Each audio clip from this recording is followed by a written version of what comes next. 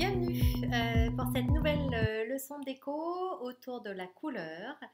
J'ai passé en revue dans la leçon précédente voilà, toutes les notions sur les bases de la couleur, et là je vais me focaliser un petit peu plus sur chacune des couleurs parce qu'à chaque couleur sa signification et chaque couleur son utilisation.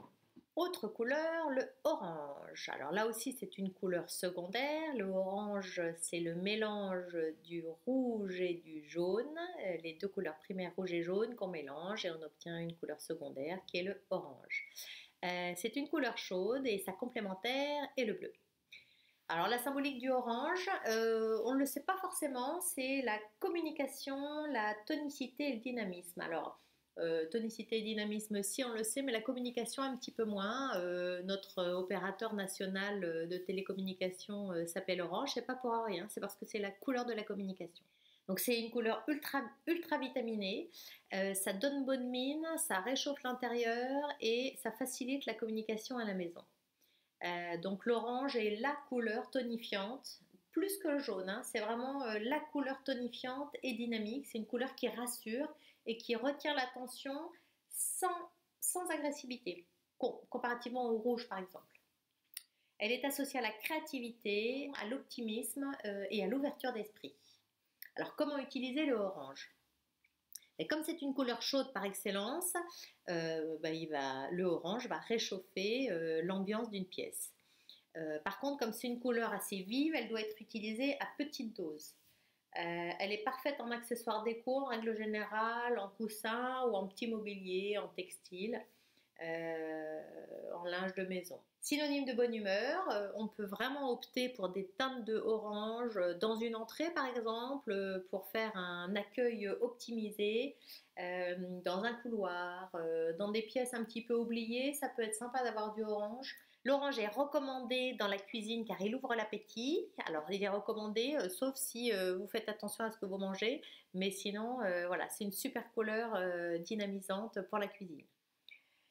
Et c'est la couleur de référence idéale pour une ambiance années 60. Alors par contre, elle peut par extension devenir un petit peu kitsch en référence à ces années hippies, surtout si elle est associée au marron par exemple. Là on tombe très vite voilà, dans les années 60. Voilà, donc si on part sur cette combinaison-là, voilà, il faut que ce soit en tous les cas dans le style qu'on veuille mettre. Alors avec quelle couleur associer le orange ? Eh ben comme c'est la couleur de la communication, elle est idéale dans une chambre pour favoriser les échanges, et dans ces cas-là, le mieux c'est de l'associer au bleu. Alors sa complémentaire, c'est pas sa complémentaire pour rien, ça renforce le contraste.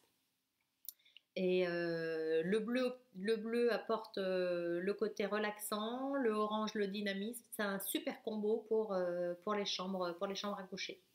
On opte par contre pour du orange mélangé à du gris si on veut une note un petit peu plus contemporaine. Une belle association aussi, c'est le blanc et l'orange parce que ça reste une valeur sûre pour dynamiser une pièce.